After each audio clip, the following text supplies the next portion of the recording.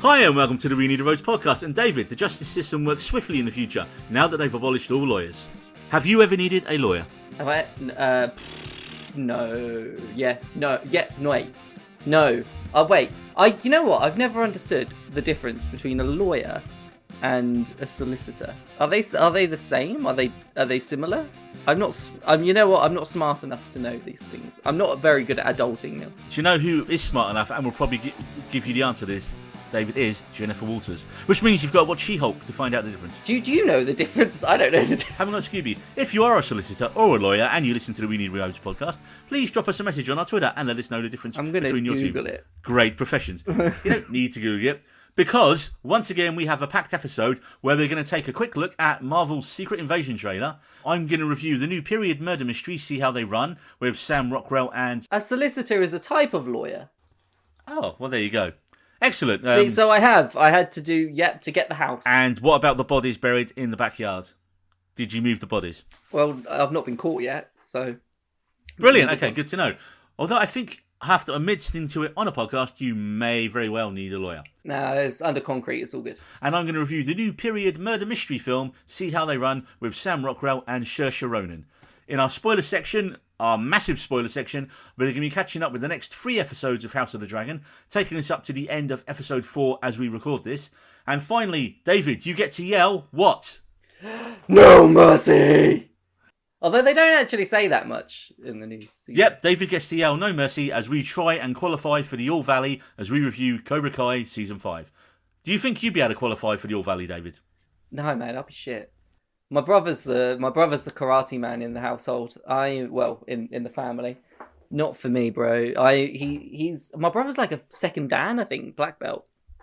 He's quite, I think, relatively high up in some form of karate. Well, we actually have a little link to karate on the pod. Our stunning theme music, which was recorded by a good friend of the pod, Ben Davis. My friend Ben, he actually is... Well, I think he's like the highest you can get in karate, and now he teaches it as well as being a tour manager for lots of really famous bands. So, yeah, there we go. So, if you don't like the music to our show, just remember that guy who made it can beat you up with karate. Ah! Right, so first up, Secret Invasion. Now, fresh from D23... To be honest, D23 was actually fairly quiet in terms of actual news and confirmations this time. But what we did get was a trailer for next year's Secret Invasion TV series. That looked actually very good and also very un-superhero-y. Now, for those of you unfamiliar with Secret Invasion, it's going to be the show that lays the groundwork for the Avengers Secret Wars movie down the line. And in short, the idea behind both is that shape-shifting aliens called Skrulls, who we've met in Captain Marvel, have fully infiltrated human society, meaning that anyone, any regular Joe or superhero, could be an enemy agent in disguise. Now, obviously in the comics this was used for loads of massive twists and reveals, but I think the TV show is going to have to take somewhat of a different tack with the path they take to get to Secret Wars, because some of the characters, well, spoiler for Infinity War and Endgame, some characters like Tony Stark's Iron Man are dead in the MCU, and others, like Fantastic Four and the Thunderbolts, haven't actually been introduced yet. And I'm pretty sure they're not going to debut either of those two. I think most of the individual Thunderbolts have been introduced, haven't they? It's just not as a collective. Not as a collective yet, but they are a collective. Well, in the comics book, if I remember rightly, their boss is actually Norman Osborn. So, again, with the rights with Sony and Spider-Man, I'm not quite sure that's going to thing. But, again, I don't think they're going to debut the Fantastic Four and the Thunderbolts as a group in a Disney Plus show. I think it's going to be quite a, like a nice slow build-up to the reveal, being that Skrulls have taken over. They have to do the reveal where one of the big superheroes that we know from the film is actually a Skrull. That has to be it.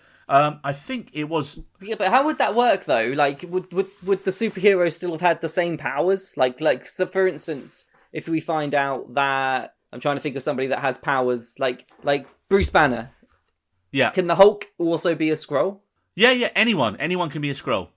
Okay, so how would the Skrull have Hulk powers?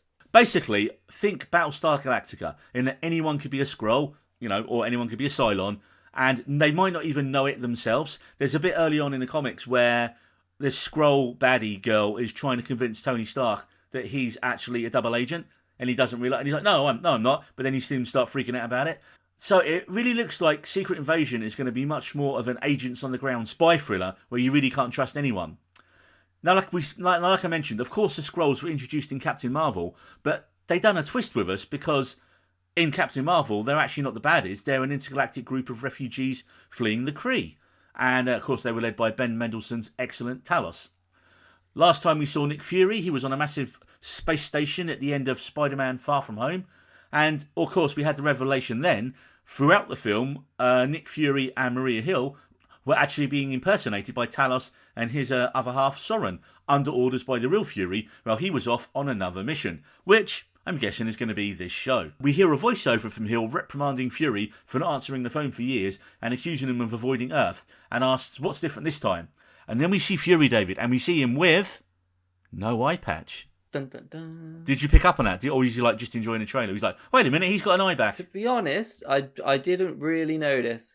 I think I was just enjoying the. He's got, isn't it like scratched out? Doesn't he have scars down his eye?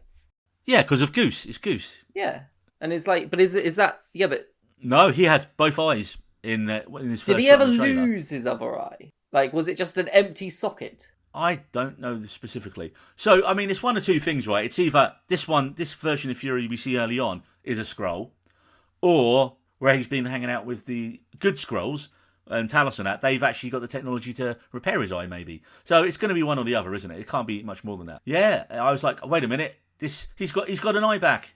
So the opposite of Thor, who lost an eye and then just stuck a glass one in, and apparently that worked fine, which I don't think was that great an idea, to be fair. We then switch to political intrigue as Fury asks James Rhodes' War Machine, played by Don Cheadle, how well he knows his security detail. And we also get a brief glimpse of Martin Freeman's Everett Ross returning in a brief clip.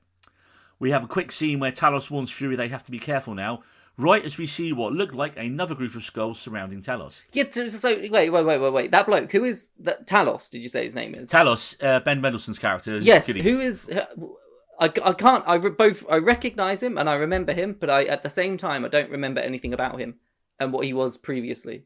He's in Captain Marvel as what we think is a bad guy, and you think Jude Law's a good guy, and like the Kree are the good guys in there, because we all know from the comics that the Skrulls were the bad guys, and then they do the twist in Captain Marvel that actually no, the Kree, they kind of make it a bit more shades of grey, that there's some good Kree, there's some bad Kree, there's some good Skrulls, there's some bad Skrulls, and it looks like what they're going to do with this show is you're going to have different factions of Skrulls fighting. So you're going to have your good Skrulls led by Talos, and obviously Nick Fury and that fighting alongside him, against the bad Skrulls. And if you noticed, did you notice who the bad Skrull was, who looked to be the main baddie? I did not. It was only Kingsley Ben-Adir playing Rebel Skrull leader Gravik. So again, and also I looked at that was up on the IMDb. So it says Rebel Skrull leader. So I guess that gives us the thing that we've got that. Also, we've got Olivia Colman in it. Yes. Oscar-winning Olivia Colman just turning up in the MCU for a fat stack of dollars as some kind of doctor.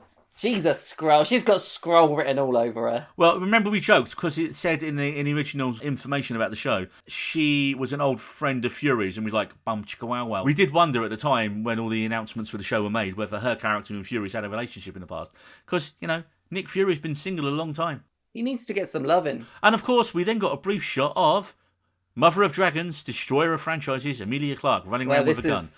I've God fucking hope she's good in it. For her sake, for the MCU's sake, for the show's sake, just for everyone, just for the sake of everyone. I hope she's good in it. Yeah, she worked well in an ensemble, right, in Game of Thrones. So she's not the lead in it. She hasn't got the pressure of leading the show. So hopefully, yeah, like you say, Yeah, it's not that we're like being mean. It's just that she's not been very good in a lot of things. In Game of Thrones aren't now in some sort of Marvel project? Not many. I mean, that's the funny thing, right? I'd love it if you get the crossover where you have Emilia Clarke's character from this show runs into. I mean, we're probably not going to get Richard Madden's character from the Eternals back. Icarus is probably flown a bit too close to the sun for that one. But you are going to get Kit Harington. Yeah, Kit Harington's character. Why Sophie would Turner. they have Sophie Turner? I think she was in the Fox X-Men stuff, wasn't she? Not the proper MCU stuff. So hey, we're in the world of multiverses now. Anything is possible. Well, as I said, I still like to see what I mentioned on the other pod a few weeks back. That I'd still like to see all three Hulks rock out in one film. That'd be awesome, wouldn't it? You know, if Spider-Man can do it, why can't we have Mark Ruffalo, Eric Bana, and Edward Norton rock up? Yeah, I'd want to get Edward Norton's Hulk back as well, because when he turned into the Hulk, it was proper badass. And now Hulk's just like a bloke that meditates. Yeah, well, you know, meditation's good for the soul, my friend. Meditation's good for the soul. Having said that, the next line we get Fury saying in the trailer is, "This is his war." So he's gone full Rambo, man. And that he is the last person standing between them and what they really want. What they really, really want. So this is actually a Spice Girls movie. Do you think we're going to have some sort of Blade Runner moment at the end of this where Fury's just looking and there's like, oh, is he a Skrull? I think that's the end of the show has to be a big reveal that a character that we know is revealed to be a Skrull.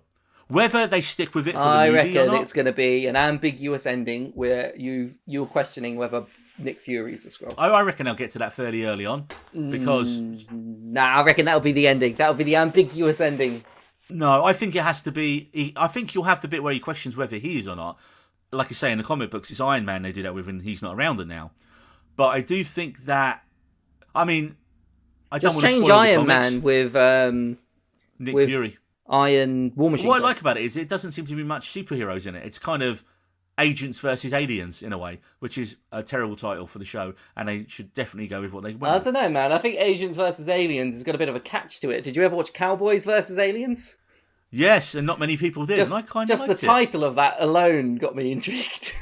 Yeah, it was fine. It was perfectly fine, man. Oh, do you know, in fact, mate, I think you actually bought me Secret Invasion as a Christmas gift one year. On a Secret Did Santa. I? Blimey, that must have been sure. feeling generous. I think our limit was £15, so I was lucky, yeah. I think it was $14.99. So I owe you a shiny penny. This looks like quite a serious departure for Marvel in terms of tone and style, and as others have noted online, it does feel more like, you know, your Civil War, Winter Soldier, spy thriller type vibe than your typical superhero show. Basically, I'm surprised that there's only 6 episodes, but then again, I think the whole point of this series is to outline the threat of the Skrulls and see the idea amongst the other MCU properties we have out there that this could be going on in the background at the same time. So hopefully the idea is to make you question certain people's behaviours and motivations in other MCU movies and shows over the next phase or two.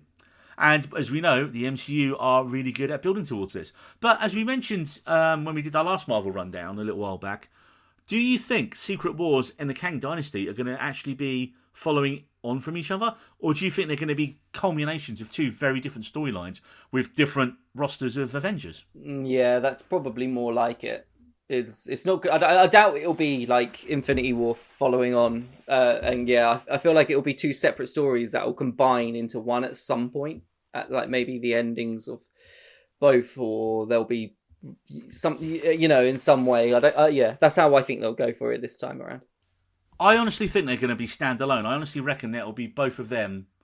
I think Kang, there'll be a bunch of films that lead up to Kang, and there'll be a bunch of films that lead up to Secret Wars. And I don't think they're going to cross over. I think you're going to have different rosters. There may be that one moment where they both come together, like you say. But then again, isn't everyone going to go, oh, we saw that 10 years ago? But then again, it's been 10 years, so probably people will be like, oh, nostalgia, I remember seeing that. And us old people, Would really it have old been people, 10 will be like, years ago? It probably will be by the time. No. I reckon it could be. Oh, no, it's not. It's 2020. I was going to say, surely not. But then again, but it's been a solid 3-4 years since all that now. Perhaps more longer, hasn't it? Man, time's frightening. Yeah, well, I mean, as we established, mate, you're scared of clouds and baths now, so and time. I genuinely was really scared of baths at one point in my life. Whenever I go into any room with a bath in it, I think that there was a dead naked lady in there. A ghost lady in the bath. Natasha's looking at me weird. I have to explain it to her. Do you ever see 13 Ghosts? The film 13 Ghosts? But she's like naked and she's all slashed up with loads of like... And I watched that film when I was like 10. It scarred me, yeah. Why do you think I never take baths? Have you ever seen me take a bath in the 5 years we've been together? Just to let you know, folks, this is David talking to his partner, not actually talking to me on the pod right now. Just to be clear. Can we pull you back to the pod now, please, David? Yes. So next up, I recently saw See How They Run, a murder mystery directed by someone I'd never actually heard of called Tom George. But he's known for the BBC shows Defending the Guilty and This Country, with See How They Run being his feature film debut. And for those of you craving a Knives Out style, Agatha Christie style whodunit, then you really can't go wrong with a film about an Agatha Christie play featuring a version of Agatha Christie portrayed on screen at one point as well. So, the film takes place in 1950s London, where drunken American filmmaker Leo Kopernik, a wonderful slimy Adrian Brody, is in town to make a film adaptation of the smash hit play The Mousetrap, which, yes, is still running to this day in the West End. Now, someone doesn't want the film to get made, and a murder occurs, setting our whodunit in motion. Now, being a murder mystery, everyone we meet is a potential suspect, from Ruth Wilson's theatre owner, Reece Shearsmith's film producer, and David Oyelowo's spurned screenwriter. Basically, everyone we meet is a potential suspect. And then we get introduced to our dynamic crime-solving duo. Not Batman and Robin, it's Rockwell and Ronan. Sam Rockwell's I'd Rather Be in a Pub Inspector Stoppard, who is teamed up with Saoirse Ronan's rookie PC Stalker. And what a great name that is. PC Stalker. Immediately you're just like, her name's Stalker, right? Could she be the killer? No, I think it's Agatha Christie. I think she's the killer. You think Agatha Christie? Well, I mean, I will not obviously spoil that in the review. But I will say, David, when you get a chance to see this, PC Stalker will be one of your favourite characters. But her one-liners are cheesy. They reference the theatre and films, but also what is going on in the scene at the same time. Honestly, mate, they're super cheese to the max. But because of her delivery, they're absolutely charming as opposed to cringy. I mean, there's a bit on, if you see there's a 30-second trailer on Twitter, and there's a bit where they find a body on a stage. It's like, the body was staged here, if you will, and like turns around, and you just like, it's just Sam Rockwell's no selling of all her jokes. Sam Rockwell in this film is my spirit animal when I'm dealing with you, David, with your jokes. Sam Rockwell's a character that I'd like to see back in the MCU. Why can't we get Justin Hammer back in the MCU? He didn't die, did he? He just sort of disappeared somewhere. I don't know. He did do a lot of dancing. I remember that. This film has had average to good reviews, with many stating that, unfortunately, the constant comparisons to Christie is never really a good idea if your idea and story doesn't actually live up to the master, which, for me, See How They Run doesn't. Despite a stellar cast, it's a strange and almost internal performance from Rockwell, and he's attempting some kind of British mumblecore accent. But also, they do make the cinematic crime of having Sam Rockwell in a film and not letting him dance. You lose a star for that, See How They Run. You lose a star. The other actors give really good performances, if by the numbers, as the plot flashes back to point the finger of suspicion at all the key players. But as I mentioned up front, this really is Ronan's film. Not surprisingly, she's the best thing in it by a country mile. Her over-enthusiastic rookie PC is always jumping headfirst to the situation, sometimes literally, and immediately taking everything everyone says at face value, but always in the most fun and interesting ways. So yeah, for me, this is a perfectly fine by-the-numbers murder mystery that your parents will like, most probably, and it will keep you going until we get Knives Out 2, The Glass Onion, in a couple of months' time. So if I had to give it, I'd say 3 out of 5. Nice. I want to take Natasha to this one. I think she's a big fan of the crime, murder mystery style films. I'm a big fan of those. I've always liked Clue. You know that silly film Clue? Oh, man, you'll love this then. Yeah, you'll love this. For some reason, I just really enjoy that film, and I feel like this is going to be one of those as well. Yeah, it's a great, like I say, it's a small little film, but it's the performances that work in it. I think it's not clever enough. I think when you obviously you get a reveal of who the person is, the who did it moment, yeah. The who did it moment, and you just like, for me, I was like, I get it, but it didn't do anything clever, like. Obviously, with Knives Out, there's a reveal in Knives Out fairly early on, and you're like, well, kind of like the midway point, you're like, but we know who it is now. Wait, what? What's going on? So, that, I think, stands out more because it did something interesting with this, where this follows the tropes exactly of the genre. And I think it's trying to be clever by actually having Agatha Christie and her play in it as a plot point. I get, though, that they want to pay homage, but this is just a straight-up homage. It's not like a homage, as the French say. A homage. So, I'd go and see it, mate. Although I would go and see it quite soon, because I know it's not playing for much longer. So, get ye to the cinema. So, David, I'm quickly going to rip up the format of the show, and because a new trailer just dropped while we were recording this, and it is the new M. Night Shyamalan film, Knock at the Cabin. So, I want you to go and watch the trailer right now, while I play some instrumental music, and then we're going to get your thoughts on it. I love how happy this family is already. You can tell that they really like being with each other and that they're such a happy family. Oh, the music's changed. We know something suspicious is happening. The little girl is looking like, who's that man over there? As the man walks and the music builds and, slow motion shot of a door. Make the choice. Ooh, that was a nice little thing there. Who's this? I'm going to sit. Wait, I'm going to need to pause it at the very end. Oh, okay. Okay, so Bautista's there in the background by the looks of it, and there's some lady, which looks like a washing sack or some sorts that you put your socks in. Like, you know those pink, you know those sacks that you put your like, yeah, but you know it looks like one of those sacks that you put like your bra in and your under, like, you know, your stuff that you don't want to mix with the rest of the washing. Not that I wear bras, but you know what I'm saying. So, David, what did you think of the Knock at the Cabin trailer? I'm still trying to get my head around it, Neil, because I spoke a lot through it whilst I was talking to you. I feel like what Bautista said after he'd knocked on the cabin door, which, based off the name of the film, is probably very significant. This knock at the Without door. any spoilers, let me give you a little bit of background. So, Knock at the Cabin is actually based on the book The Cabin at the End of the World, written by Paul G. Tremblay, who is a excellent horror writer who I've got 3 of his books. He's got another one called Head Full of Ghosts, about a girl who's possessed, or is she, and another one called Disappearance at Devil's Rock, which is, again, brilliant books, man. So he's definitely worth having a read of. He's one of the few authors that I have bookmarked. You know, I follow his page on Amazon, so whenever he has something new coming out, I immediately get it. But add it to the basket, exactly. But it makes me laugh because I've just had a quick look at the Wikipedia page on this, and it says Knock at the Cabin is an upcoming American apocalyptic horror film. And look, it's the threat of the apocalypse, right? That's the whole idea of the thing, is you have this nice family going for a vacation in the woods with their daughter, and you just know bad things are going to happen. But You could tell by when the music changed that bad things were going to happen. I think that was when you knew something bad was going to happen, was when the music went like that. You know, it went from being nice and happy to like ooh. I like how they've got premise listed as Knock at the Cabin is described as a home invasion horror film that takes place during the apocalypse. Well, it's not. That's kind of wrong, because the whole crux of the film is Bautista and his band of people turn up to the house, and he's very soft-spoken and he's quite polite, and he's essentially trying to convince the two guys that they have to make a choice, and that if they don't make a choice, a bad choice, then they're going to cause the apocalypse. And so it's kind of, as you read through the book, you're kind of thinking, are they full of shit and just nut jobs, or is there something more to it? And so it's got a very, and Tremblay does this a lot in his books, where he sets up a really good idea straight away, and then you're like, you know, like you've got the other book where the girl was possessed.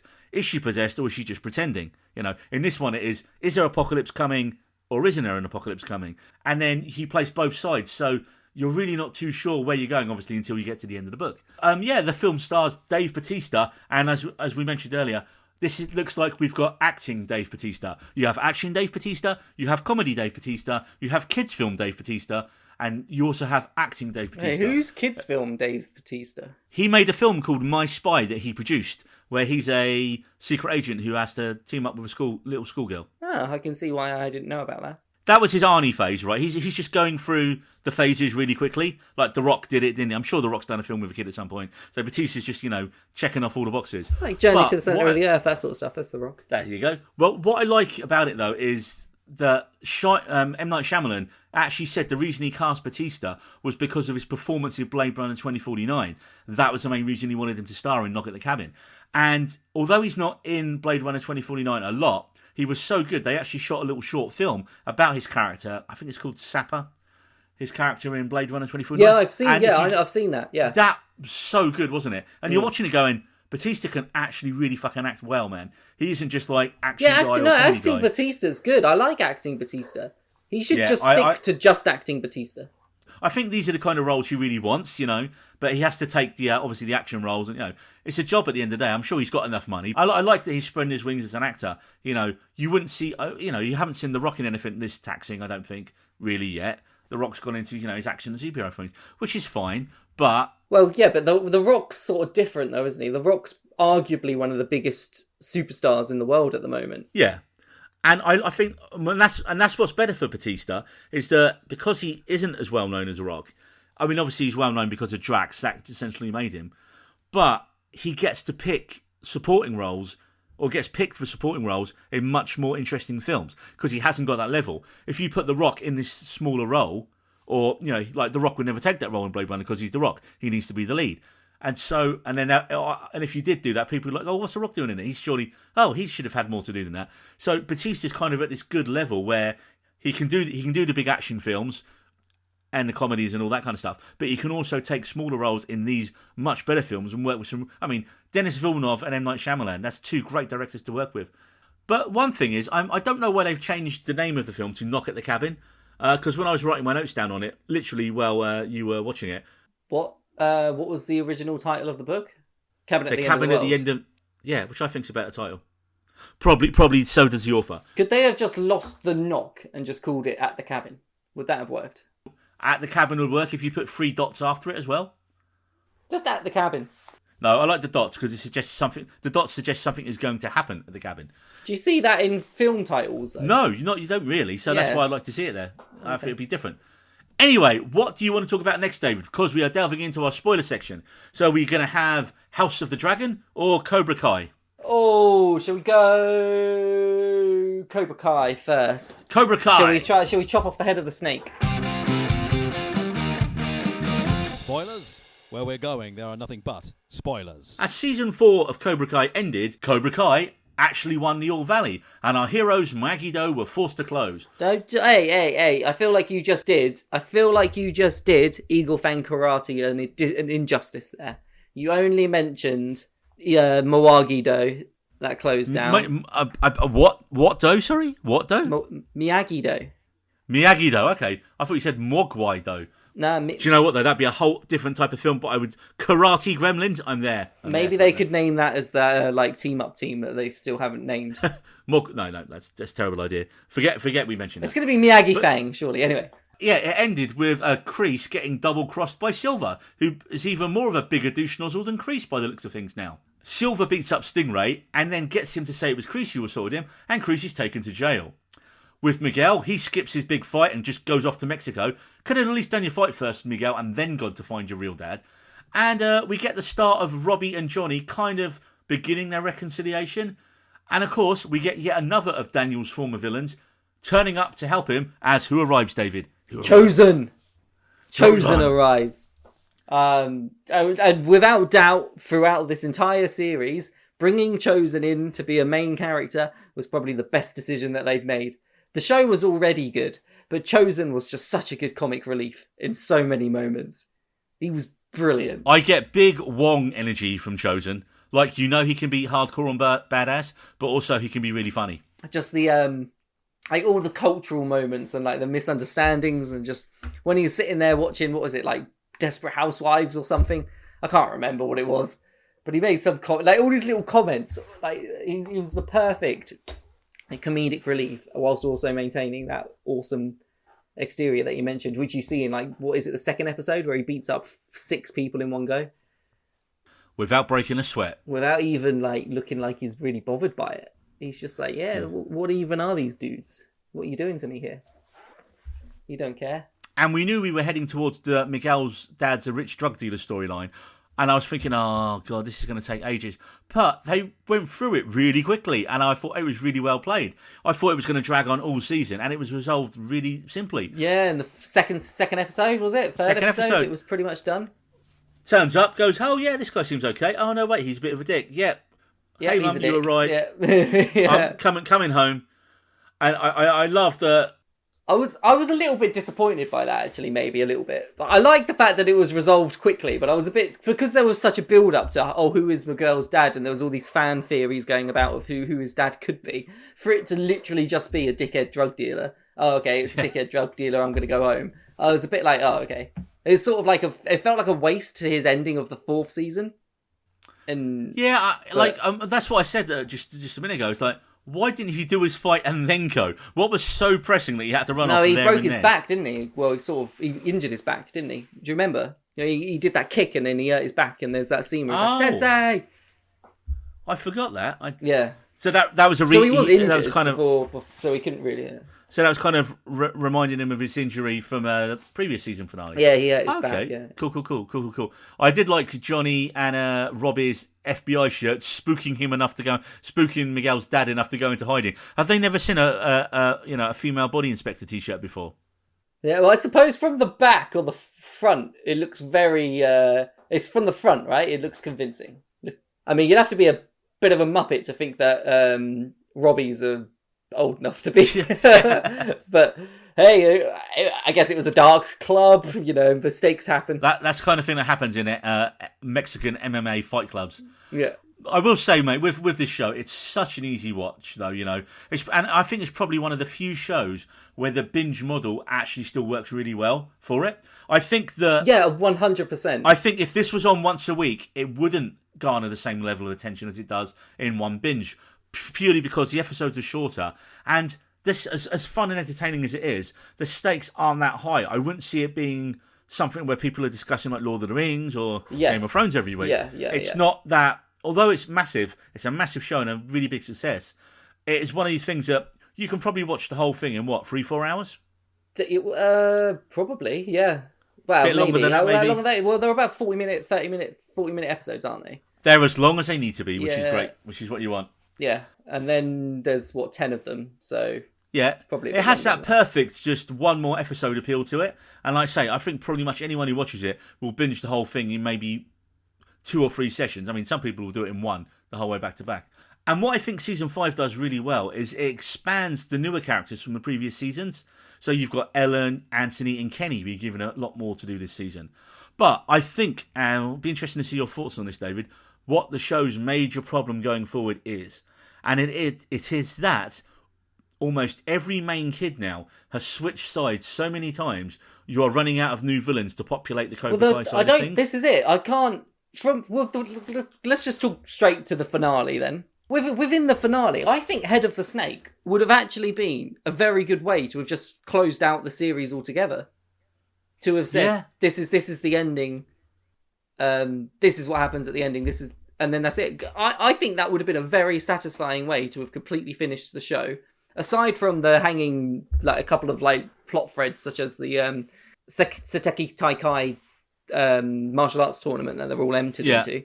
But if that wasn't mentioned or anything like that, I think it would have been a very good way to have finished the show because of that exact reason, that there doesn't seem to actually be a villain at the moment, aside from what we saw at the very beginning, which is Kreese escaping prison.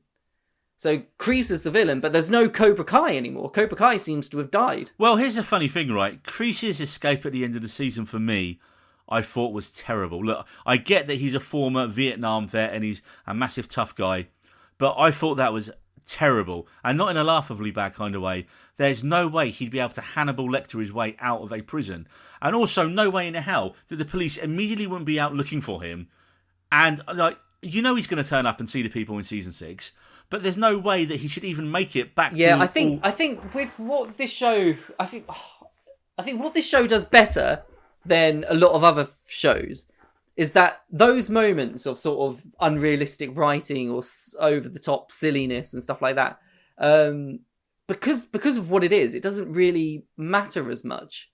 Like, when I see that sort of writing in an MCU content, because I know MCU is capable of doing much better, it annoys me in that environment. But when I see that sort of sloppy writing in this, because it's happened before and it is just sort of not taken very seriously kind of show that's just super enjoyable, it doesn't annoy me as much when there is that sort of sloppy meaning or reasoning behind something.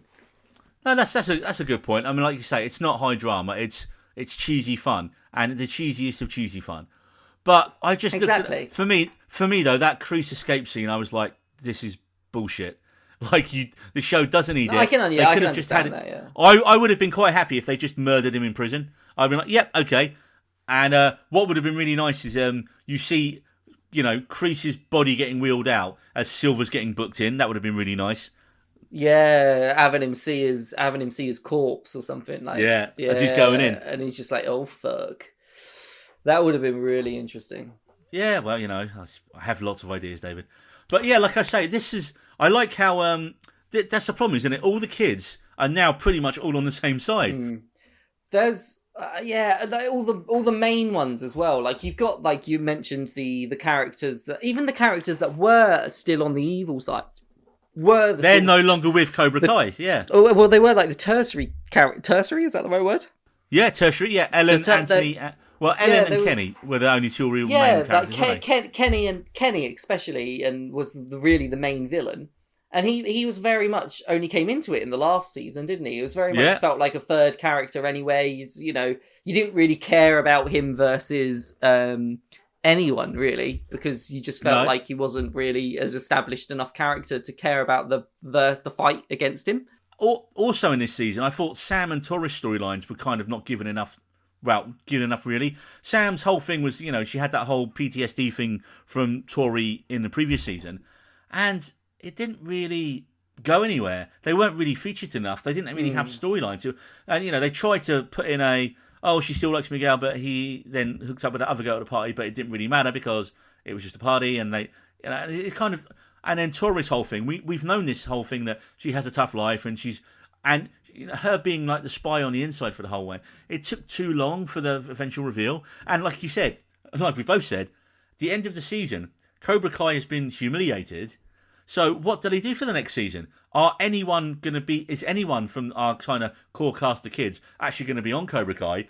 Or how is it going to work with Kreese and Silver? It wouldn't surprise me if they sort of merge maybe Cobra Kai and... Okay, so this might be a bit out there. A merge of Cobra Kai and Miyagi-Do. I think you're spot on there.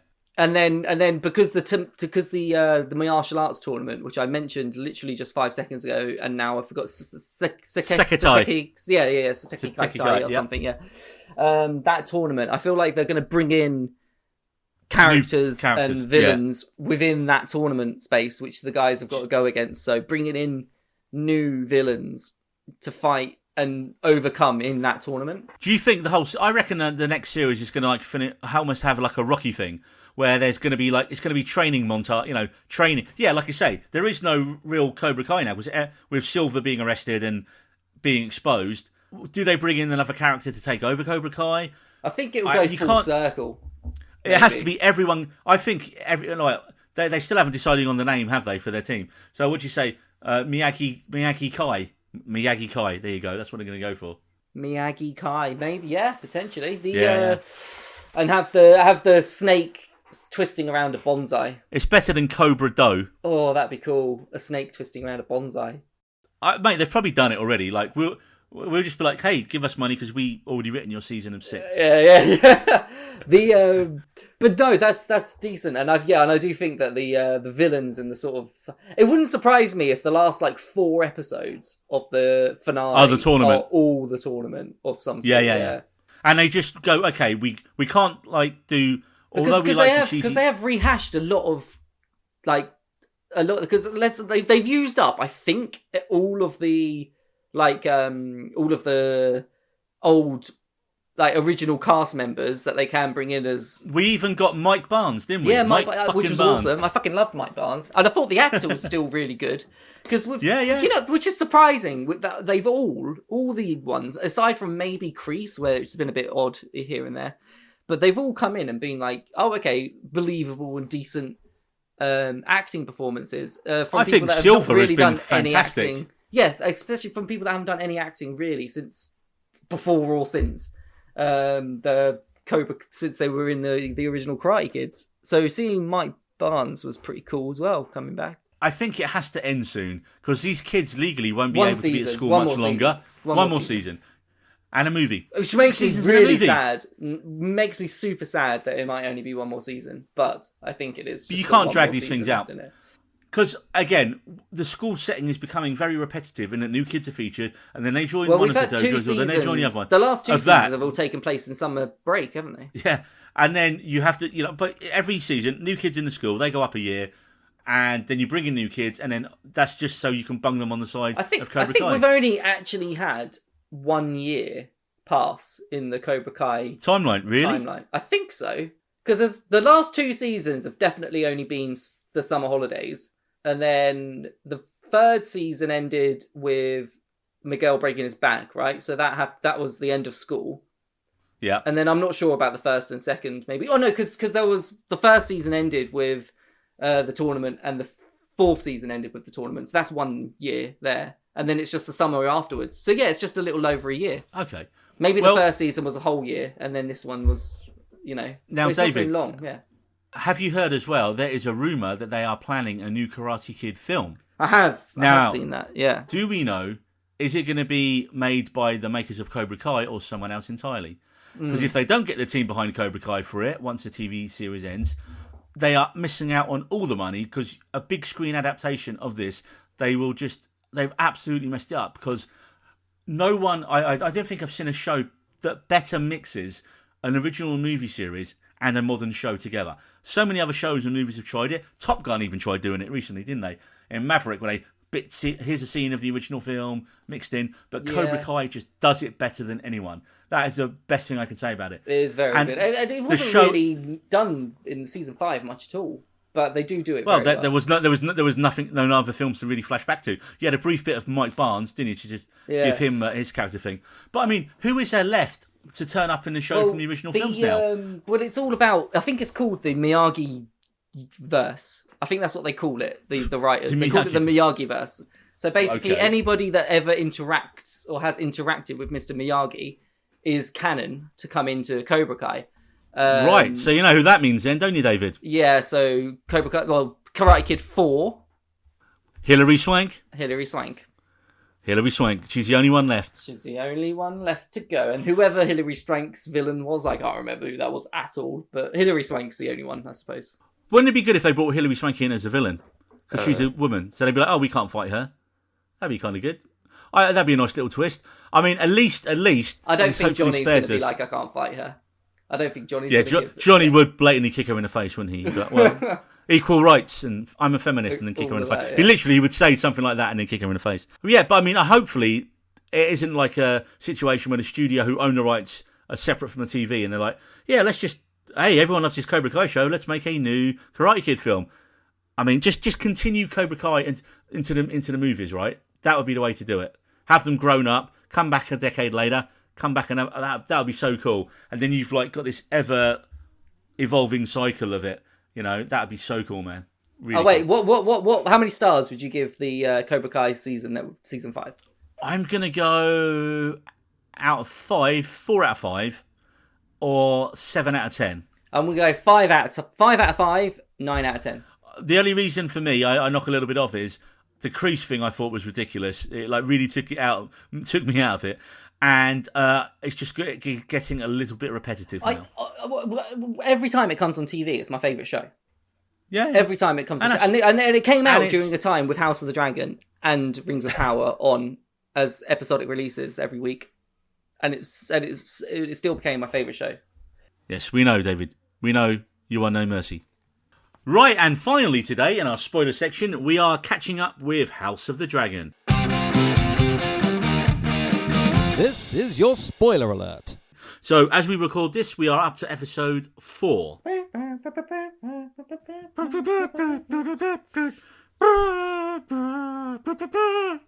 Okay, so episode 2... That was one of my first disappointments, actually. What, the music? The music being exactly the same for the title... Oh my god, what's it called? You forgot what the word credits was. Yeah, but the title... Anyway. The opening title, the music, intro sequence. It's an introduction sequence. Yeah, all of that. The song being exactly the same was a little bit disappointing. I was hoping they'd mix it up a little bit, but it's still, man, that opening kicks hard. But it's iconic, isn't it? It's iconic. It bridges the gap. It kicks you hard. It gets you right there. It kicks you hard.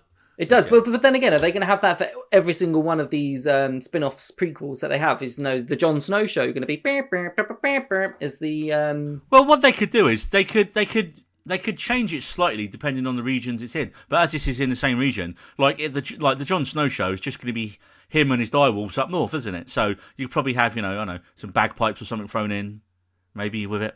But yeah, well, episode 2 is the first time we actually see the title sequence on the show, because we Yep. didn't have it in episode 1, did we? No. And the title sequence is blood flowing through a map of different signs and house sigils, which I'm reliably informed has lots of clues in it if you know the book well and do your research.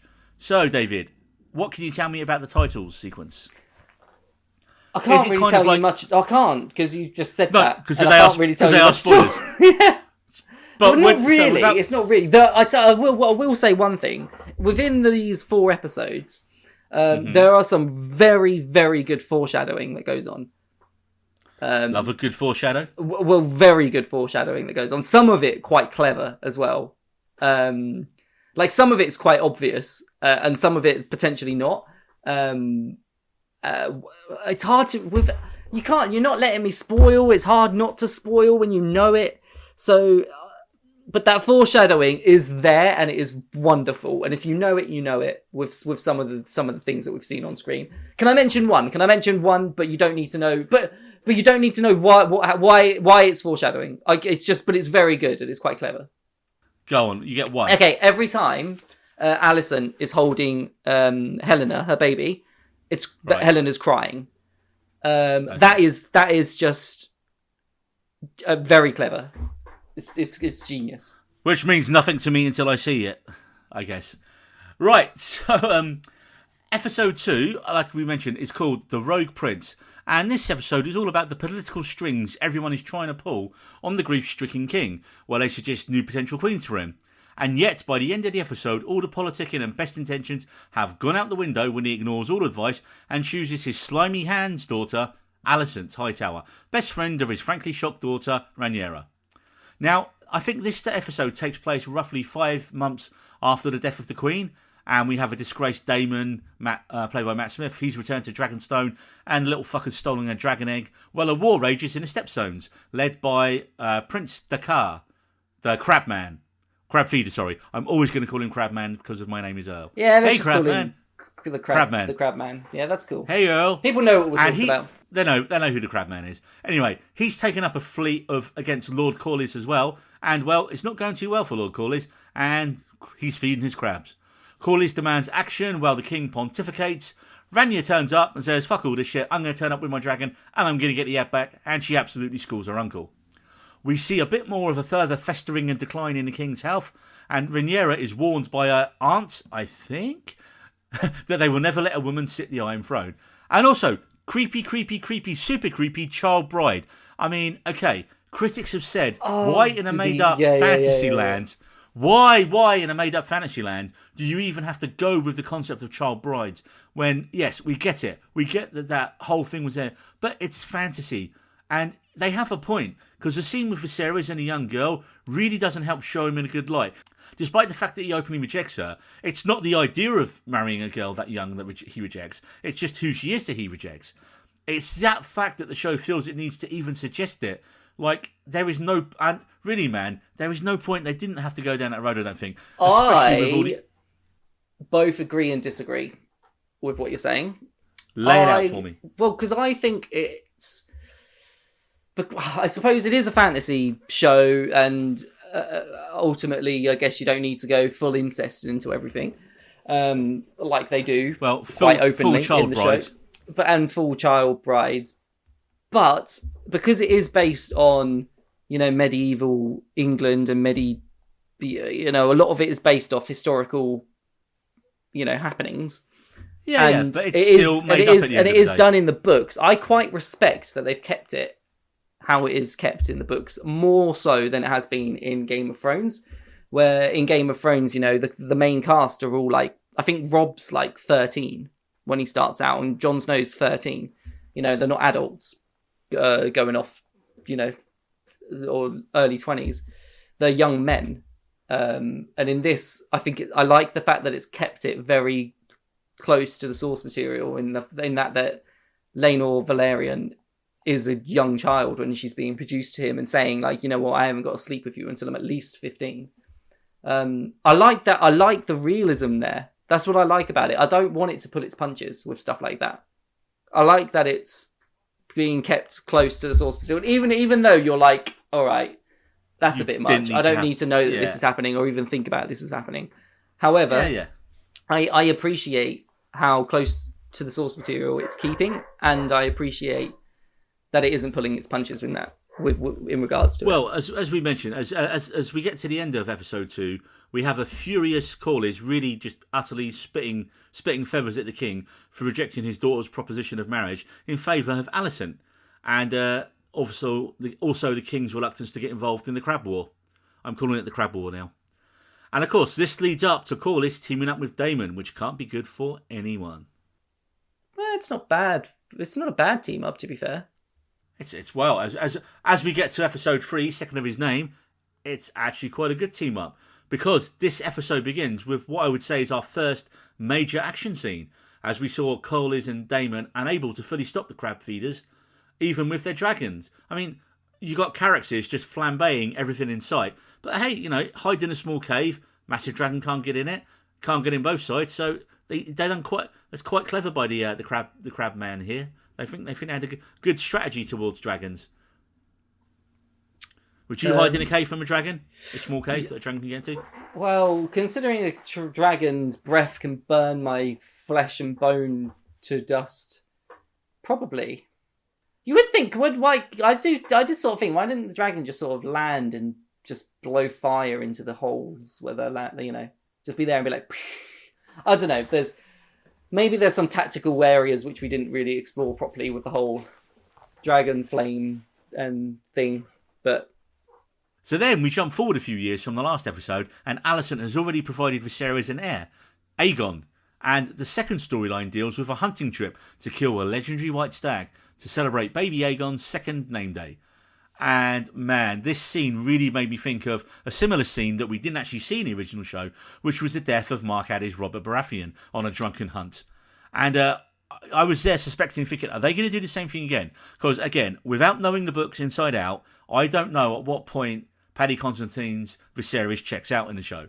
And so they're doing a really good job of referencing the original show here, making you think, he's got the boils on his back, or that stands. I'm amazed that he was still alive in this episode. Every episode, I'm just like, this is your last one, Viserys, mate. I don't think you're going to be around much longer. It's really clever how they're doing. Have you noticed his fingers? Throughout it. So that little cut that he got on the throne in the first episode, was it? Or was it the second episode? Yeah, I think so. I think, yeah. So that cut has festered. And it's going all through his fingers, and you see him putting him into maggots and stuff like that at one scene. But then he starts wearing gloves over that hand in public, so people can't see it. And even like when a heroin addict. And even at the end of this episode, he can't grip the spear with his fingers. He's like holding the spear in a specific way. So they're being quite tight on the detail, like really quite good with the details of his injuries. Yep, no Starbucks cups left in this show. Well, not yet. Not yet. But I will say,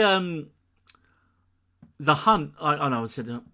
Also during the hunt, we saw that the princess and Sir Criston grew a little bit closer on an unexpected trip into the woods overnight, which obviously sets up the next episode quite nicely. Bam, chicka, wow. Boom, chicka, boom. But I have to say, I was really surprised. I didn't expect the big battle scene with Crabman at the start and at the end of the episode, which really bookended the show nicely. And I love how, like you mentioned, how absolutely badass Daemon is, that he would rather risk death than his brother's help. Literally, they've been stuck there for months in an impasse, and then he's like, oh yeah, your brother's sending some guys to help you. He's like, fuck this, and just storms off and murders beats everyone. the bloke that tells him that's coming. Yeah, exactly. And then offers basically a blood sacrifice for himself. It was awesome. It was. And like I said, I didn't say because I think he cut it. And Daemon, Matt Smith only had like one line, I think, in the entire. What line was in that? the entire episode? I can't even remember. He was pretty much voiceless throughout that entire episode, and he stole it with those action set pieces and just how fucking badass he is. Yeah, and it's weird. This kind of, for me, marked a bit of a change in his character. Like, he did seem a bit more mature in it, didn't he? I mean, well, I say mature, he ran off screaming and murdered a bunch of people. But he's competent, isn't he? And I think that's what we haven't seen with... It showed his pride a lot more than... Oh, yeah. He'd rather die than have his brother's help. Also, I've got to mention, I do like Viserys' big Lego sets that we keep seeing every episode. I know, I quite like them. I quite like them as well. I think that's what the blood runs through. Yeah. Well, that's what they reckon. Some of the I read an article somewhere, and they said that the blood is like if you know all the houses and the sigils inside out, where the blood runs can kind of tip you into who's going to be killed and all this kind of stuff. I was like, that's cool, but I do not want to know that. I just want to watch the show and enjoy it. But I suppose if you have read the book and you do know, you know exactly everything that's going to happen, then it's a good Easter egg for you. I think, just don't pay much attention to it and you'll be fine. Yeah. Just enjoy it for what it is. So this brings us up to episode 4, King of the Narrow Sea. And hey, it starts off with the brothers kind of being friends again. As you know, as close as they're going to get, to be fair. I wonder how long that's going to last. Hint, not very long. They don't reconcile for long, yeah. No, not very long. And you get a brief hint that Rhaenyra and Alicent have begin their kind of reconciliation as well. I mean, it's only took them however many years since we've jumped from the previous, from episode 2 to episode 4. And of course, David, this has to be... They don't have much to do as well, these people. Like, there's no Netflix to just sit and watch. No. So surely they've just got each other's company all the time. Well, unless I say, and Rhaenyra's basically been a ghost for 2 years. This is basically what she says. She's like, she's just like been sitting under the tree, being really mournful. And was she making a guy play to her, like play like the lute or something to her? Yeah, do that song again or something. Or was he reading to her? I forget. It was something. She was basically just like telling a slave to do stuff for her. And of course, David, this is the episode where here comes the incest. Yep. Holy uncle fucker, Batman. Yep, she did try to fuck her uncle, but then he stopped her. So of course, she then just drunkenly steals Sir Kristen's helmet, who misses, and then refuses to give it back to him, lowering him into a chamber for an abnormally long sex scene, because it probably took her at least an hour to get all this It probably did, yeah. I was like, this is going on way too long, and the reason it's gone on this long is because he's got a shitload of armour on. And I just like... it was just such a good scene, because they hinted early on, didn't they, that there might be a slight attraction between niece and uncle?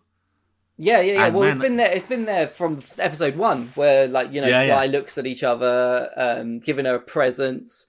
Like, there's been that sort of attraction, and Daemon's, and it's not uncommon within the family. Targaryens marry brother to sister all the time, so us thinking, oh, that's fucking weird. For them, it's just completely natural. And just to prove what a slimy arsehole he is, Hightower actually suggests to Viserys that he should marry Rhaenyra to his 2-year-old stepbrother. I was like, what? You're a dick, dude. You're like... I can't remember now who... Oh, yeah. Oh, marry Rhaenyra to Aegon. Yeah, his stepbrother. Yes, that is suggested, yeah. I mean, dude. Did you see, I put a GIF out after watching that episode on our Twitter account, and it was literally just Terrence and Phillip from the South Park the movie. It annoys me that it's not Aegon, that it's Aegon. Aegon sounds so much cooler. That's how I always read it and see it, as Aegon, and I don't see it as Aegon, because I don't want to think of eggs. A pronunciation issue with you, though. Yeah. But it is meant to be Aegon. It's, again, and it's just such a good episode, man. It's like, I'm loving... Again, this one had some really good foreshadowing in it. Some brilliant foreshadowing in episode 4. If you know, you know. If you know, you know. If you know, you know. And I loved how when Daemon has his seduction scene, and when he wakes up in, the kid gets his money from Otto, and then when Daemon wakes up drunk or whatever he is, the kid gives the money that he took from Otto to the Daemon's mistress whore lady, whose name I've now forgotten. So it's like, it heavily insinuates that Daemon set up the entire thing. Oh yeah. To basically for his own ends. Has he done this purely to discredit her claim to the throne, or does he actually genuinely? And it feels like he has, because he didn't quite go the whole way, did he? Like, he stopped her. She was definitely up for it, and then he was like, no, I've done enough. People have seen it. Right, I'm out of here. I'm going to go and get really drunk, shit-faced now. Yeah. Well, we'll see. We'll see where the story... Of course, then he definitely went on a bender and ended up getting repeatedly kicked on the floor by his brother, which I kind of liked. He had a bit of... That's the first time we've had a bit of kind of a vibe of Tyrion in this show, wasn't it? Where Matt Smith just drunkenly laying there on the floor, being obnoxious. I was like, yeah, here for that. here for that, definitely. Yeah, as it brought that comedy area that you said it was lacking. Yeah, it just needs a bit of wit. It needs a bit of black comedy, because you're not going to have ha-ha comedy in Game of Thrones. I mean, you had some, but it just needed to be not as morbid. I believe that we have one more episode 5, and then it's farewell to our young Alicent, played by Emily Carey. So yes, there's going to be one more episode with the main cast as we know it, before then transitioning over to new cast members taking the place of Alicent Hightower and Rhaenyra Targaryen, who are basically the two main characters of the show, aside from Viserys. Where you say they're the main characters, I don't think really Alicent's had a lot to do in it yet. She's had a couple of scenes here and there, but I wouldn't have thought of her as a main character yet. Oh, so, I mean, dude, she will be. Oh, yeah, no. Well, again, the if you don't see it now... No, I see it. I know she's going to be, because that's where the show's headed, right? At least I'm speculating, because again, you're going to have Alicent and her son going for the throne. You're going to have Daemon trying to go for the throne, and of course, you're going to have Rhaenyra going for the throne. And this is before we even get into their offspring down the line, right? So that's where it gets interesting, is their offspring. Yeah, it's the offspring. they're kids. Yeah, and so I think it's to the show's detriment and success that you're moving through the years so quickly now.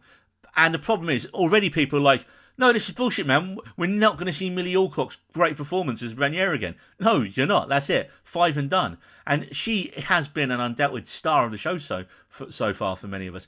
And again, the casting of Emily Carey and Olivia Cook, it's just, I honestly, like I mentioned in the previous pod, I did not realise that wasn't Olivia Cook in the first episode. I mean, she could literally be her sister as a slightly older queen. It's very good, yeah. The casting director has done a very good job.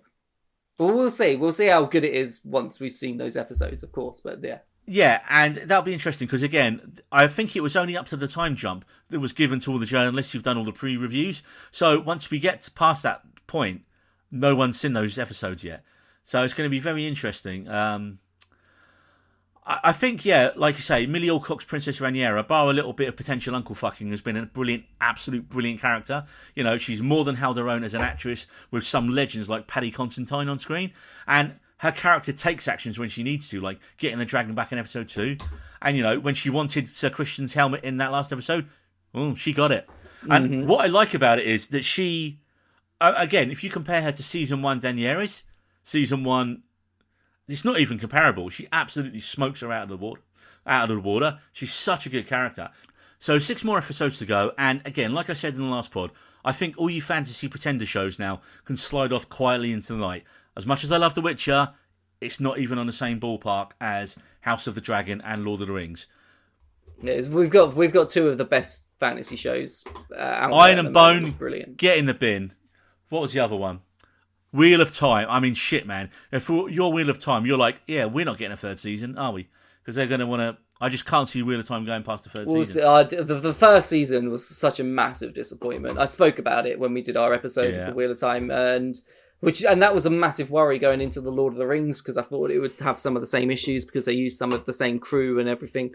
And some of the same writers and directors were borrowed from each other, and the 2 shows are just night and day at the moment. The Wheel of Time. Do you reckon it was unintentional, but the team of writers and like the team of creatives who are on Lord of the Rings and Wheel of Time, as much as they obviously want to do the best jobs on both shows, they're like, yeah, no, we're going to save that for Lord of the Rings. Yeah, we're going to put like. I don't think that, but you know, I think there's.